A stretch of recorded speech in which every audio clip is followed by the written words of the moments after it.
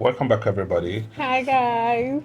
First, want to say thank you to everyone for your beautiful messages, for your for your comments, and for everyone who watched and shared the first episode. Yeah, we saw your comments, your beautiful comments. We're grateful. There's this two-face song that you were saying, Medastane, Asante Sane, Fiaboga. Oh, yeah, no, I'll put that. So, just like you said, the second episode is about year two, and I think we also fall in that category of not everybody really understand the concept of having a child or newly wedded couples having a child.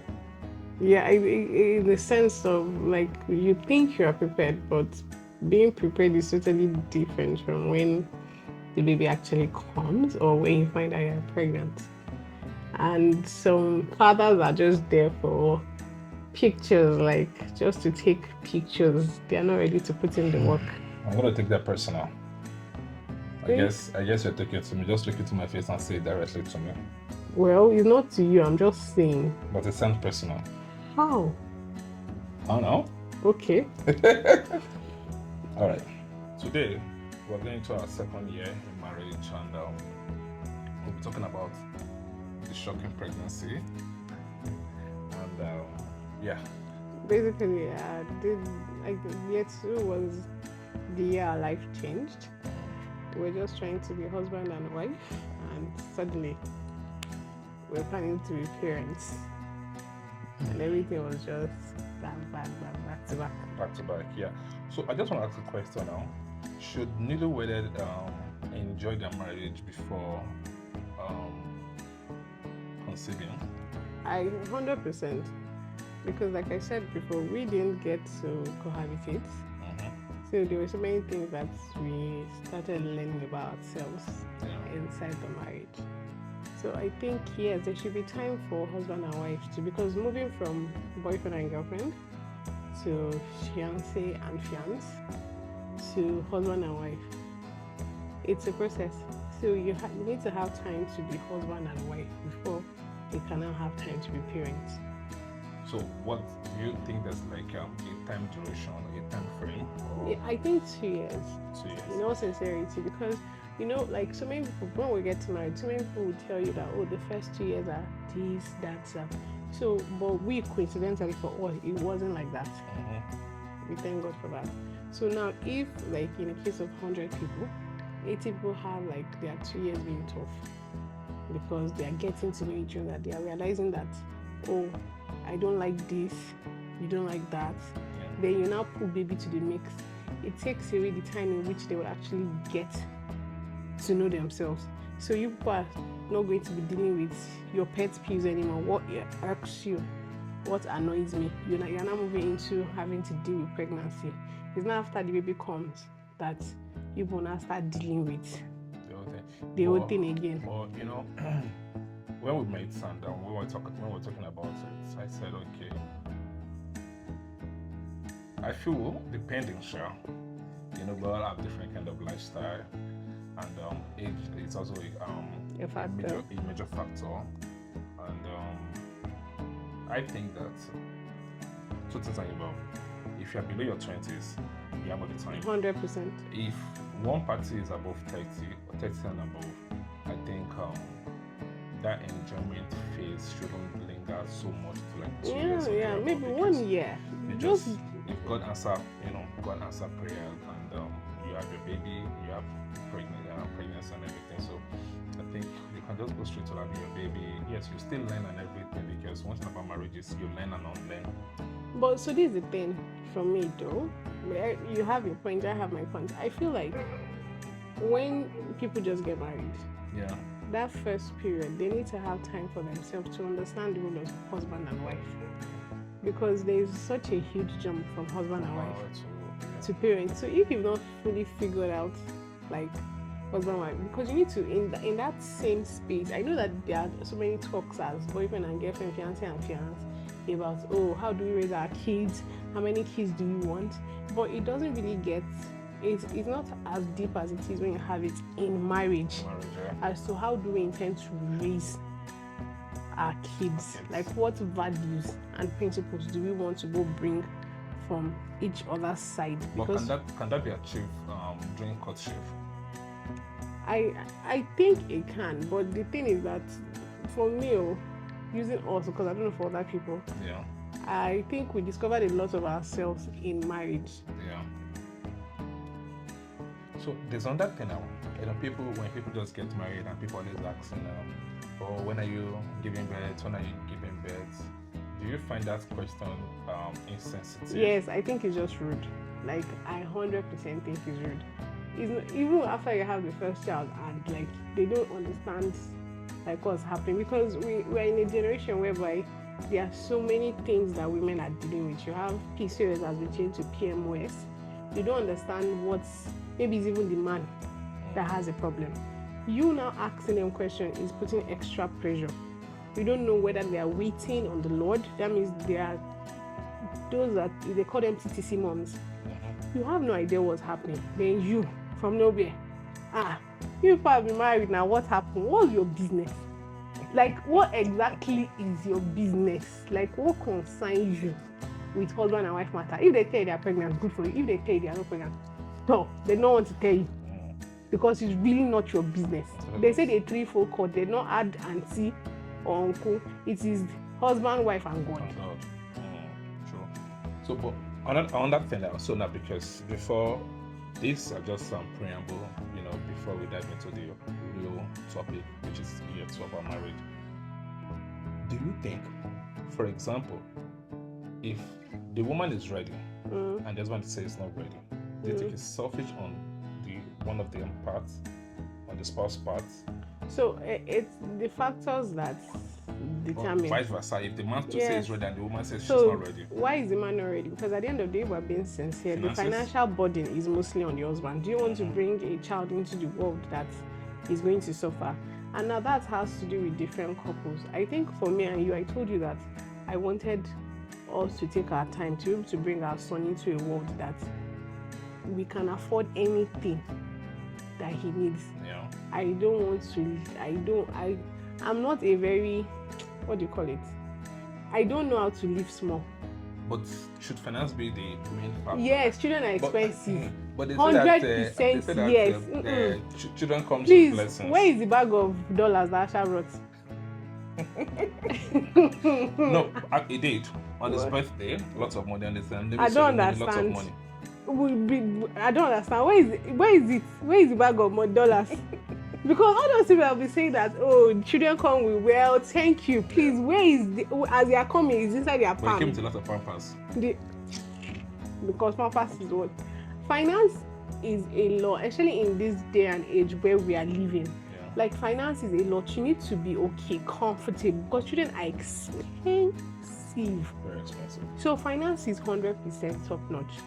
Then God that provides all will definitely satisfy all our needs according to his riches. But at least you have to do your own part. You have to play your own part. You have to play your own part. That's why when I was writing Asha's song, his prayers for him when I was pregnant for him, his name, Asha, I said abundance is God's love for you. Yeah. Asha, I promise you, as long as God is seated on the throne, you will forever live in abundance. I meant it. Because he was on his own, chilling with God. It's me that say, I don't even know that it's me. It's like it's you. I was actually on my own as well. I don't know whether it's me. We're still trying to discover who. And we brought him into this world. The last thing I would now want is to bring him into a world where things are not set up for him. We do not have the right plans. We do not have the right things in place. So yes, finance. So back to the question. If the man's reason is finance, I believe that's where couples should talk to understand, okay, there is a waiting period, and in that waiting period you pray, you intercede, you ask God for the things you need against when the pregnancy will come. And if it's on the woman's end, there are so many things. Is it fear of pregnancy, fear of giving birth? Is it emotional? Like, it has to be some things. It's not up to the husband to understand the reason why. And there is nothing wrong in waiting. Like, you cannot live your life based on society, based on pressure. There is nothing wrong. Those that waited did not die. There is nothing wrong in waiting. So that's it. Okay. So on this episode, I'm just like a student, or I'll be an interviewer. So because I think this episode is solely dedicated to you. Because No, you also had you also had parts in Let me it. say 80%. Yeah. Mm. When did you discover you were pregnant? When? Okay, so that was when myself and mommy traveled for vacation. And before then, though, my birthday that year, I fell down around the period. So I was home. So I remember calling her that, well, I fell down and everything. So she came over to do my birthday with me at home. Since I think I sprained my arm or something, I can't even remember. And she jokingly said that, is it her mom or her grandma believes that women that fall down due to unexplainable reasons are usually pregnant? And in my mind, I'm like, scholarly. She has started again. I just laughed and everything. So we traveled, I think, ending of June. And like I said last episode, I was on a mountain when I discovered, because I'm like, nah, my whole body was on, I don't know, like it was on fire. Whatever was wrong with me, my whole body just felt, there's this word, is it discombobulated? Just upside down. And she was in under tour bus. I was in a separate tour bus. So when I got into the tour bus, because there was in networking, Wi-Fi in the bus, I remember connecting and I just texted her, my whole body's not okay. I think I want to faint, because they had to help me down the mountain.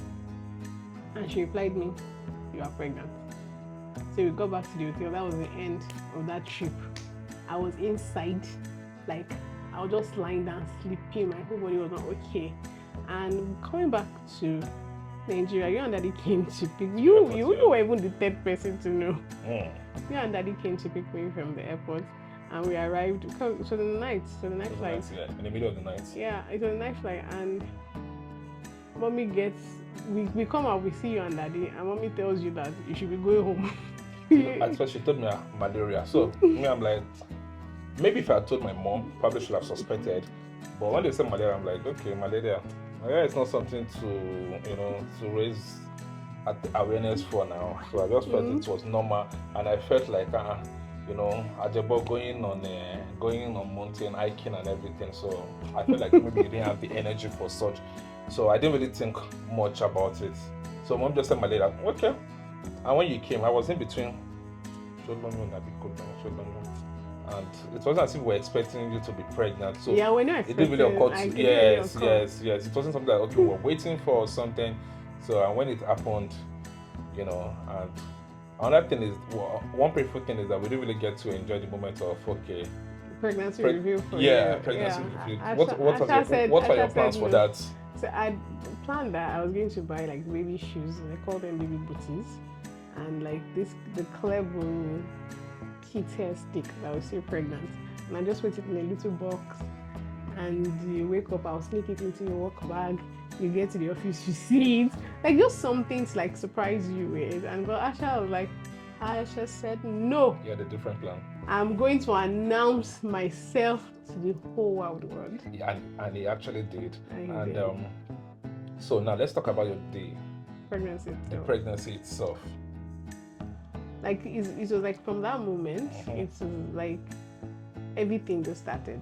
Like all the issues that led to us having our beautiful boy Asha, like started. All the experiences. I wouldn't call them issues. I won't call them issues. Yes, they're all experiences. The experiences started, and it was brutal. It was a lot. It took a toll on me mentally, physically, emotionally. It was a whole lot. And as the pregnancy started, hospital visits were like 5 and 6 back to back. I was on so many medications, pain medications. They're just trying to relieve me of pain, because they said I had like something called HG, hyperemesis gravidarum, but on the extreme, because when you have it on the extreme, it leads to other complications. And I was having it like, you finish with this, you are entering another phase. Like they are battling this, they just get this down, they are battling this. I remember there was something that quite stopped me during the pregnancy, was when they had referred my case to like surgical, and the head of surgical of the hospital came in, and he was like, this young lady is pregnant, because it had led to a certain complication. And I remember him pulling mommy outside, and he was like, do you realize that your daughter has been referred to the surgical department? and she's pregnant. See, it's not me that is going to operate on this young lady. Because there were just so many things. Like, it's something that if, in retrospect, if they had told me that, Bella, this is how your pregnancy would be, I say it's a lie. It's the devil joking. It's not me that devil wants to try this with. I would literally tell the person that the person is a liar. The person has evil intentions, because it never, I had no idea what extreme HG was or HG was as a whole. Not to now talk about experiencing it. It was chaotic, but we thank God. And the scary part for me was when we went to the first hospital and they wrote threatened miscarriage. Oh yeah, because I was bleeding at the beginning. Yeah, I was really, really scared at that point, and they would go back to the other hospital, and there was hope and everything. Then the treatment started. You actually went through a lot. I, in my wildest imagination, I wouldn't have believed that you could have gone through such thing. The medications, the injections. Yeah, I'm grateful for Brad Kenny and Brad too, because at every point. And that's one advantage that you have doctors as brothers. As brothers, yeah. My brothers were always on speed dial. Yeah. Like, for every time they prescribed the medication for whatsoever reason, we check everything. Like, they would call, they would send it to them. They were like doctors on remote work. Like, our online doctors, because they were based in UK then. We send it to them. They will confirm on their end. We're literally creating a treatment plan back and forth, and I'm so grateful for like we said, we have amazing support system. Like, oh my God, our support system is amazing. Then all my aunties that were always at the hospital, Mommy Folu, Hajia, like Hajia, I'm not eating. Hajia and my dad, they would cook every day. I think everybody can always cook, because like it's a case of I'm not eating. There was food in surplus and nobody's eating. I was always eating. Okay, man, can you see? And like, at some point, I felt like my spiritual level was in check, because when mommy comes, she's always praying overnight. Yeah. Yeah, I'm to Alpha. At some point, I'll not even be scared. Like, sometimes doctors will come. Oh, everything is going fine. Everything is normal. Then the Yamato is always praying every night. I think she's always trying to check up on you, trying to check up on your temperature. Yeah, and, because the nights. Mommy, I think if at that point, if you are giving mommy, that's your mom. If you are giving mommy medical exam to write, she would have passed it. Because she knew all the drugs. She knew everything. How to stop a cannula, how to remove a cannula. Like, she was literally like a nurse. Mommy knew everything. So the two mom was super, super, super amazing. The dads as well did a lot. And another scary part was when you passed out. Yeah, I felt lying. The hospital literally turned to a revival site.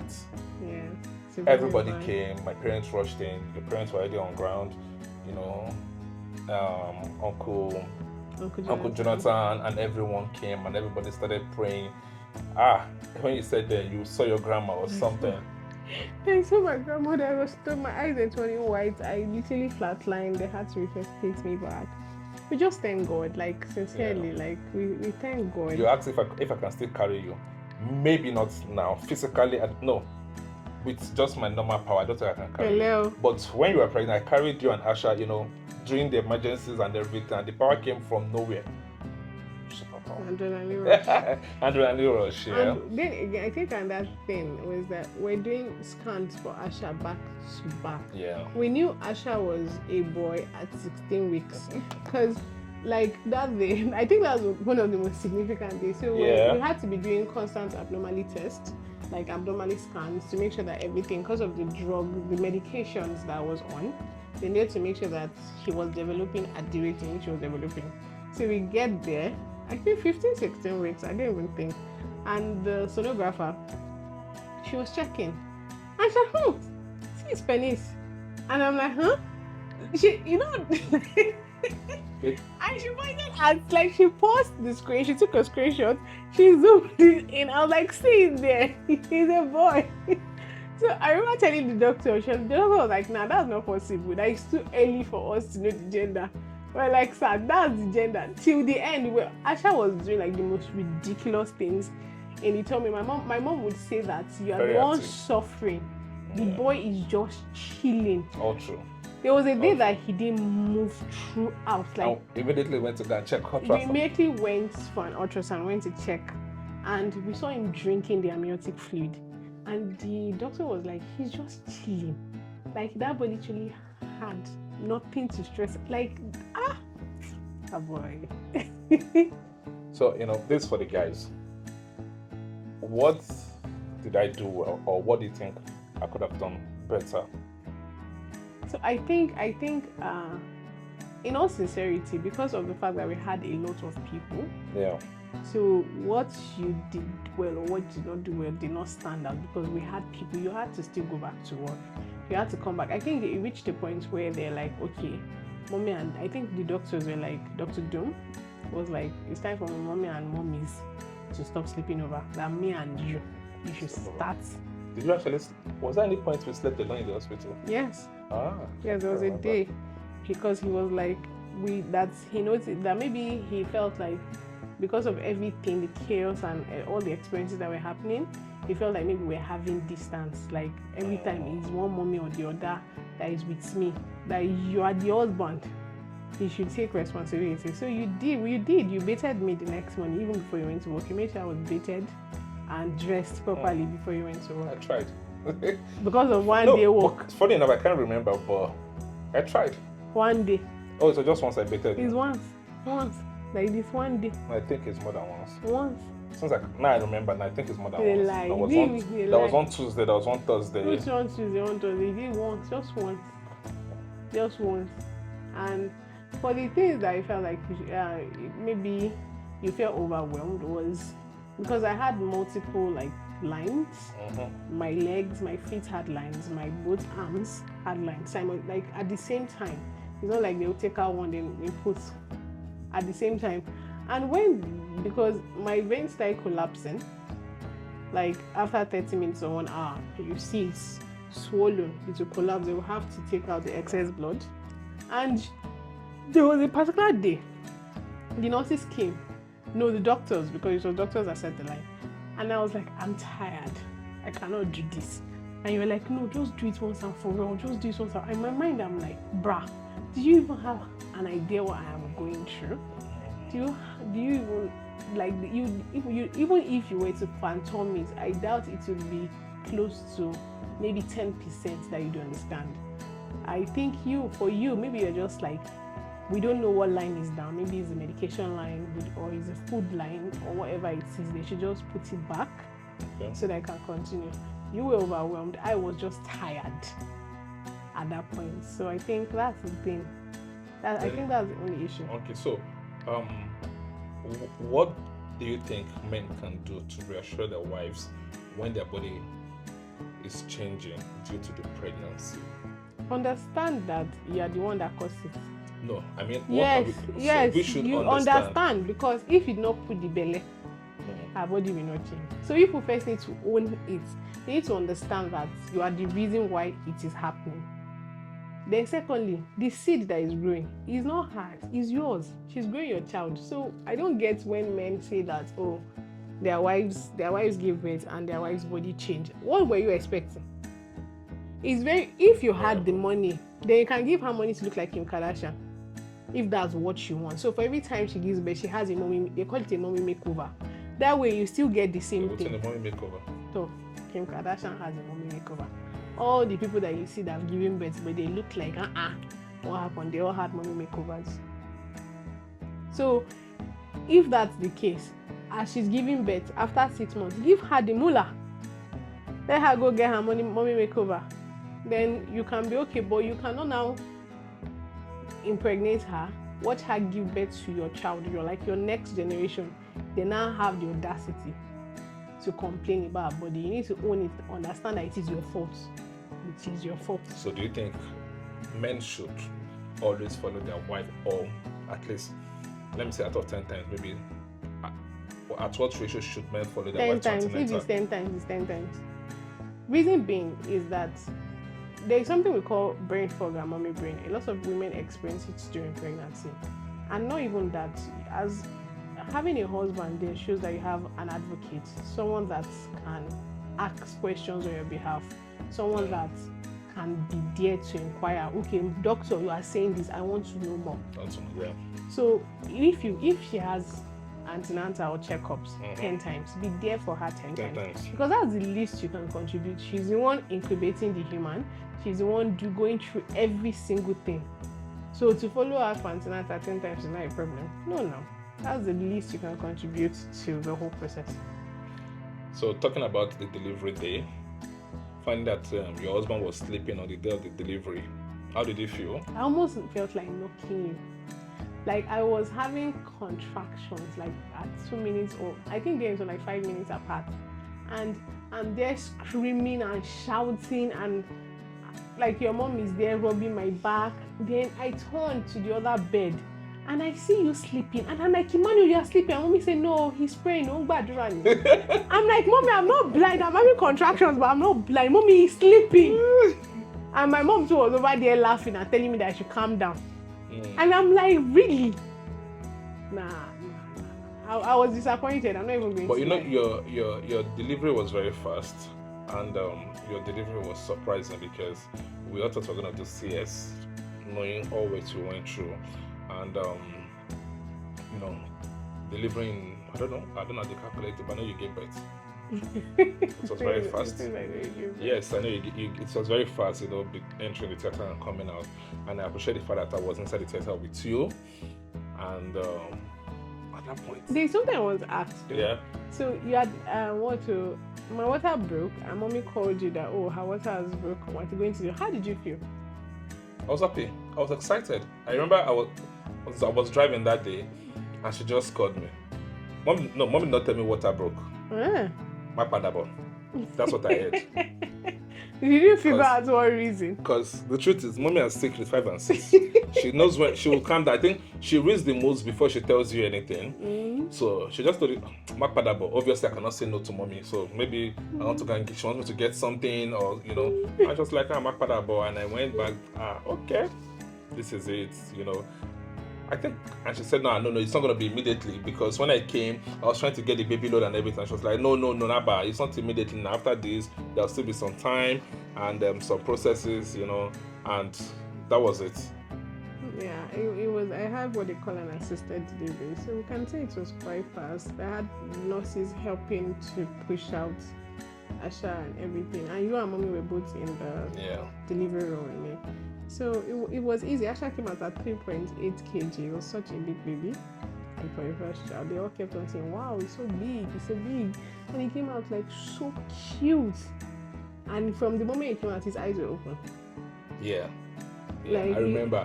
His eyes were like open, like proper open, not like small, fully open, like up Nepal open level. I think apart from mommy, the first person you saw again was Mo came when? Second day? The next day. Yeah, that was. He saw the whole family, I think. On the day. Yeah. Yes, he opened his eyes, and mommy was like, lie down. This bonding thing. This skin to skin, because I do skin to skin. I was freezing because I don't carry baby. Everybody that knows me knows that the money does not carry baby, and I was just freeze like. Mommy came back to carry him. I didn't see him till like, I gave it at 3:45. I didn't see him till like 6 p.m. there, about past 6 p.m. Because like when you deliver, they have like a place where the mother like takes her time to like just lie down. Just give birth, just lie down. So Asha was chilling with his people. I was just there. It was now when Daddy was the first actually coming to see me. Mommy was all bothered, but when my dad arrived, he came in to see me. So, before the delivery, the baby shower, how was it? Did I try? You did. I because of everything. Because everything, you didn't expect it. I wasn't expecting a baby shower. I didn't even think I wanted people. Like, few people knew about my pregnancy. But people I caught, they were just close friends. Yeah, they're close. I don't think I wanted crowd. Like I don't. At that point, I was just tired. Like, but I was happy. Like I was happy. It was love. There's love at home. Like I always say, there's love at home. So yeah, you tried. So that was how we discovered Asha and having Asha. The other thing I enjoyed during the pregnancy towards the end was shopping. Talking about the shopping. So what do you have to advise people about the shopping? Why I'm asking this because when we were doing the whole shopping thing, I was receiving advice left, right, and center, and I would say, Bella this, alpha. But some people say, okay, you don't need this, you don't need that. And it's true. But I also understand that as first-time parents, we also want to get a lot. So I won't say there is nothing that you buy that you don't need, if I'm being honest. It's just that the child you have determines what he or she will use. Say, for instance, our baby bassinet. Yeah. Asha used it for 1 month. Then my mother spoiled him with heartbeats. He needed to have body contact. That's his grandmother's fault, not mine. And he stopped using the bassinet. True. He also did not like his what they call those stuff that moves about, like, to suit them. Those automatic stuff. Yeah. He didn't like it. I was thinking I was going to be able to pump but to feed him breast milk. He said, nope, I ain't doing that. But for some other people, that might be necessary for them. So I won't say, because people give advice based off their own experiences. That does not mean that another person's child. Some people's children sleep in their bassinet till they are 8 months, and they need to grow out of the bassinet. It's just that Asha didn't want that. So I think you need everything. The only thing is, don't buy in excess. Like, don't overbuy. I think the only thing that I overbought was Asha has 2 strollers. He has one that I don't even think we ever set it up. Then he has his travel stroller. Yeah, I remember that. But every other thing, he did use it. He used everything? Yeah, he used every other thing.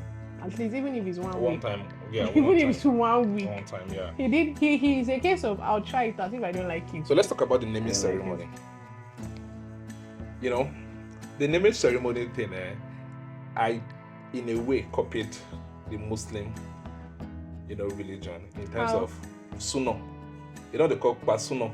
Suno is like killing meat. You've read when they say show up personal your naming ceremony and stuff like that.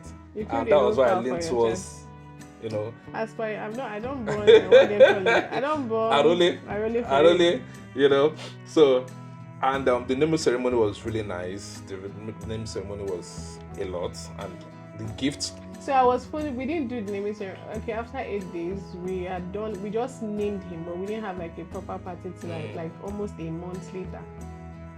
Like, so I was fully healed because people didn't understand the reason why I had so much energy to dance like that, because I was like fully healed now. No, don't let people have misconception. I was not around. That was why we couldn't do the party, because if not, we would have done everything together on the 7th day. It was because I was not around that we have to do it after a month. I had fun. Like I said, my wedding, I had fun. I had fun. All the suffer, I suffer. I needed to dance it out. I danced. Oh my God. it was a party. It was like a proper vibe. We danced, we had fun, we ate and everything, to the point that my uncles, Uncle Tunde, Uncle Lad, Uncle Tom, they were the one that had to chase me inside the house. like to go back. I think today I've not edited the video yourself. Really? Have you seen the video? I don't know. It's mommy that will ask. She's not that about the video. We'll ask from because I don't think I've edited it because I live in the moment. So yeah, I don't think I've edited it. I really go back to watch the videos, but we had fun. Asha was born in so much love and so much gifts. Like I say that before you have a child, you don't really know like the value of diapers. I did not buy diaper for Asha till he was almost 10 months. Like, that was the surprise. And that was not because I was not diaper, it was because he had grew some of the... It's not like the diapers finished. We still had more. He outgrew them. Some people said I had to be giving, like, others that gave birth. Because I had excess diaper. I gave out diapers. Like, oh my God. It was almost like they opened a factory. Diapers and wipes. Asha's then clothes. Oh my God. Asha's big mommies showed themselves. Like, I'm grateful for the people we have around us. Mommies and aunties, uncles, self. Yes, everyone. From the day we gave birth to Asha, I've been collecting money on his head. Yeah. Not small money, very, very rich money. to be collecting money on his head. Because he has people like he's going to grow up as a child and be like, oh, I will take my uncle for you and like take my auntie for you. Don't even need to call us his parents. He has people. So apart from having actual pregnancy thing, I think that's just the highlight for year 2 to year 3. Yeah, that was it. All right, so year 2 is mainly about expecting and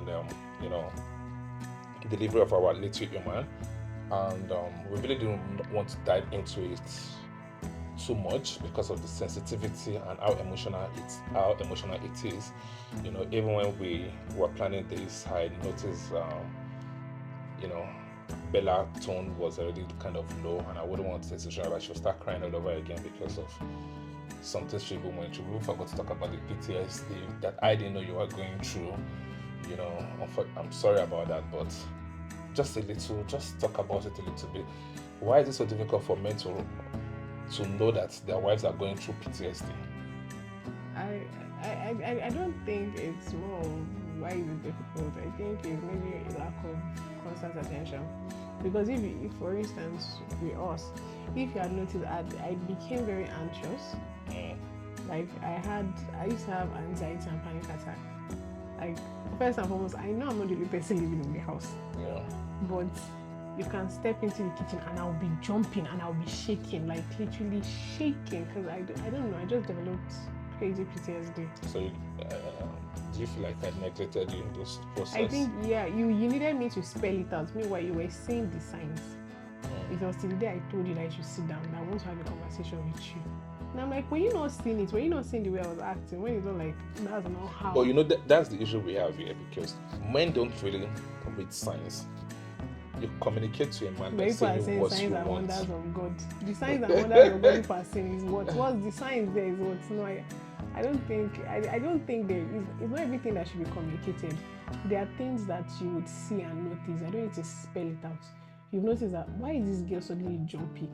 Like, why is she like? I'll have sweaty palms and I like everything. Like, why are you suddenly like this? What's happening? Sorry about that. So just to round up this episode, I have a few questions to ask or that we can talk about.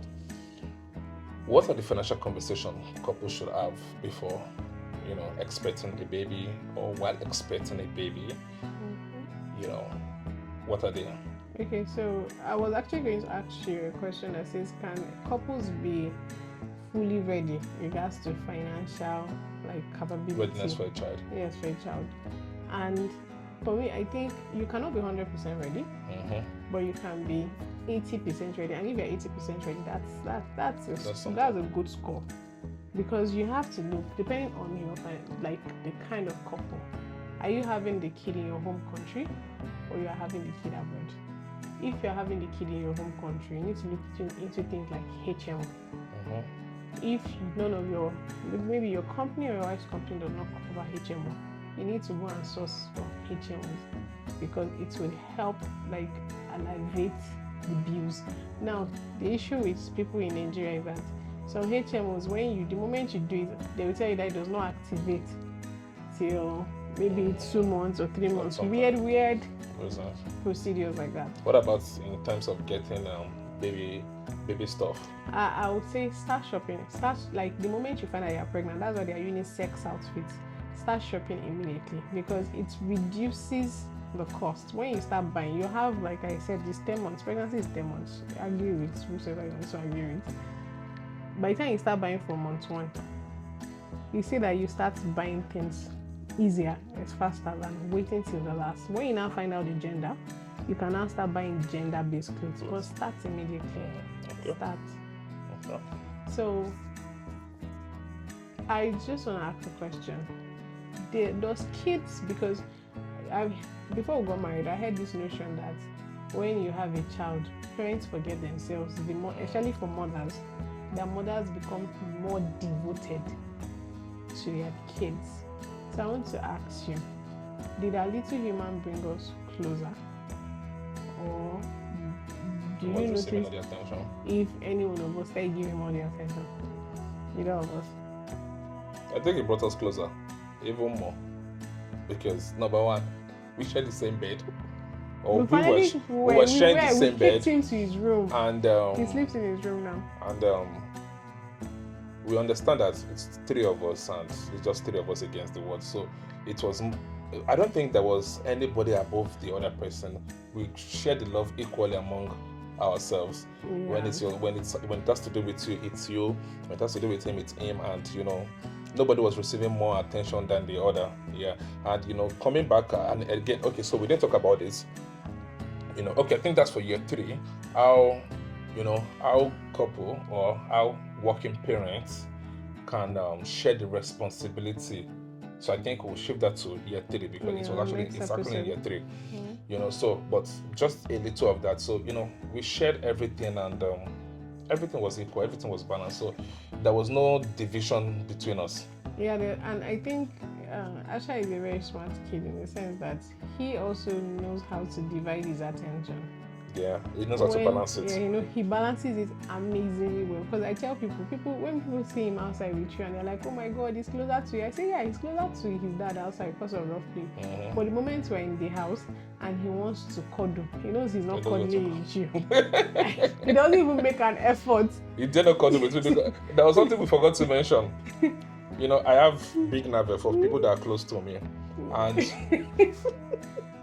Asha wants to suck my big navel, like, this is not boobs. Asha discovered, I think, do you know, coincidentally, he didn't even do it while he was a baby. He did it when he clocked I think I was just lying down. You were not around. And he discovered, he was wondering, what is this? Like, he started wondering, like, what's this? When they say kids will discover their fingers. He started discovering his parents, understanding who is who.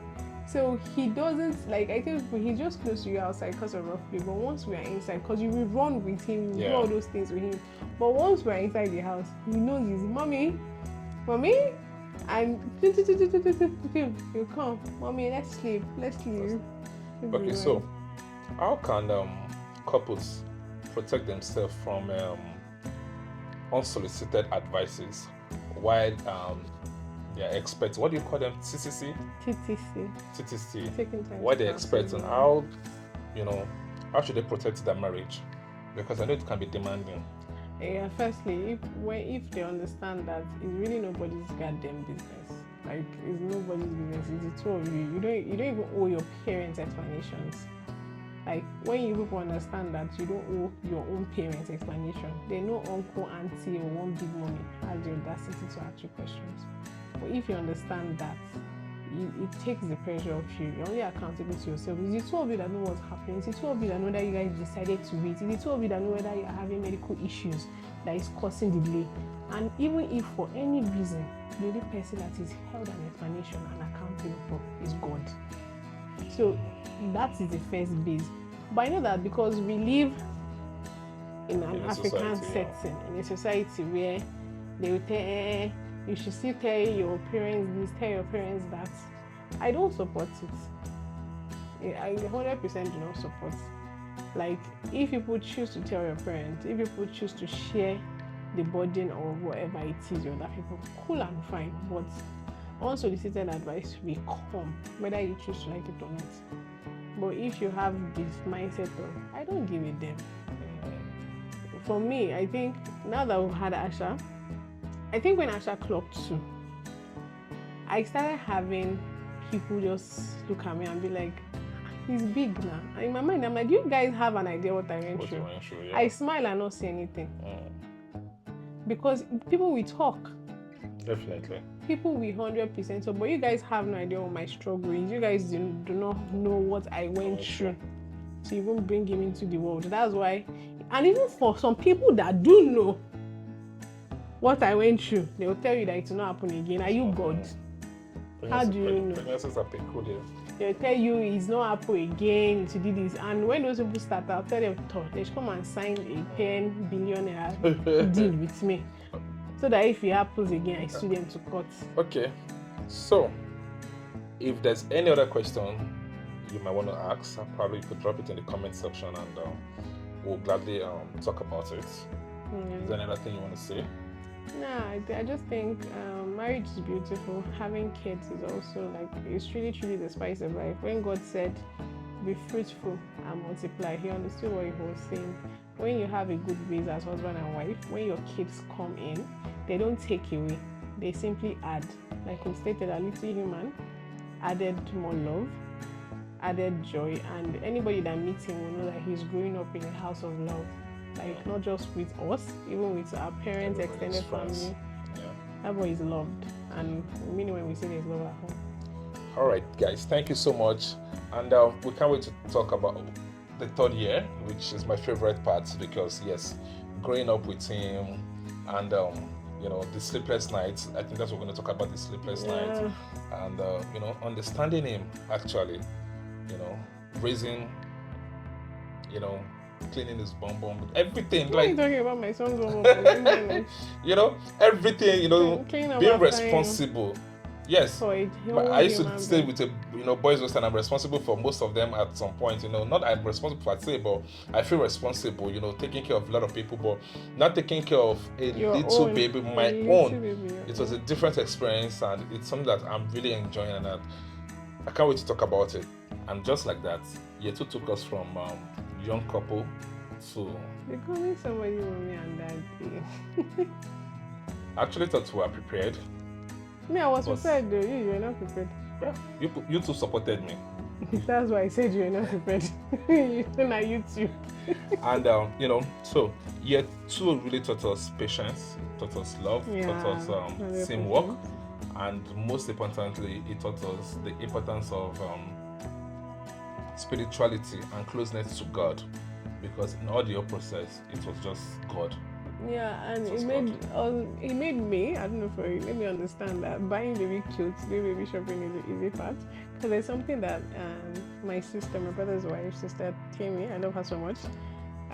She told me that when I was pregnant, she said that Bella, you see this carrying the baby, that's the easy part. Yeah. Enjoy the moment the baby comes out, that's the end. So it told me that was the easy part, even though it was a bit tough, but that was the easy part. And in the next episode, we'll talk about bringing our baby is home already, raising him. Sleepless nights. Yeah, I can imagine. Go punish colleague. Sleepless nights, raising. Sleepless nights, washing diaper. No, we don't wash diaper, but changing diapers. Changing diapers. And as you're changing, immediately another poop. Yeah. Then basically, like having somebody solely dependent on you, like the person cannot do anything for themselves. You are the one responsible. Sorry, someone's calling. Bringing down memory lane. So in our next episode, we'll be talking about raising Asha and raising a family of 3. Yeah, so we'll see you in year 3 in our next episode. We hope you are enjoying this. We are having fun talking about it now. It's been 5 years. And it's been fun. We're traveling down memory lane. Yeah. So if there's anything you want us to talk about, if there's any question you want to ask, you can drop it in the comment section, and trust we'll definitely respond to it in the next episode before diving into the conversation for the next episode. Thank you guys. This is really, really beautiful, and this is something we've been looking forward to start, and seeing it, Thank you for your support. Is really, really nice. So thanks for your support. Keep sharing, keep liking, keep watching. I'll see you guys on the next episode. Bye. Ciao.